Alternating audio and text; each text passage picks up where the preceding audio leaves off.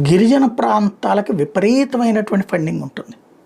రోడ్లు వేయాలా, కాలువలు కట్టాలా, మంచినీటి సదుపాయం ఇవ్వాలా, మౌలిక వసతులు కల్పించాలా, దానికి కేంద్ర ప్రభుత్వం ఇచ్చేది వందలు వేల కోట్ల రూపాయలు.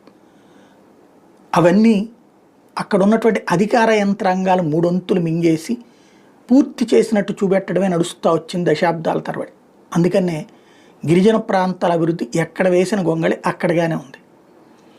అటవీ శాఖ మంత్రిగా ఉన్నటువంటి పవన్ కళ్యాణ్ నిజమైనటువంటి లీడర్గా గిరిజనుల విషయంలో వ్యవహరిస్తున్నారు. అక్కడ రోడ్లు వేయించేటటువంటి కార్యక్రమం, అక్కడ వైద్య సదుపాయాలకు సంబంధించినటువంటి కార్యక్రమం, అంబులెన్సుల ఏర్పాటు లాంటి కార్యక్రమం, మంచినీళ్ల ఏర్పాటుకు సంబంధించినటువంటి కార్యక్రమం, ఉపాధి అవకాశాలు పెంచే కార్యక్రమాల మీద సీరియస్గా దృష్టి సారిస్తున్నారు. ఊరికినే ఓ స్టేట్మెంట్ ఇచ్చేసి లేకపోతే ఒక ఆర్డర్ ఇచ్చేసేసి కింద ఉన్న అధికారులకి చెప్పేసి వాళ్ళు ఇచ్చిన నివేదికలకి తలకాయ ఊపడం కాకుండా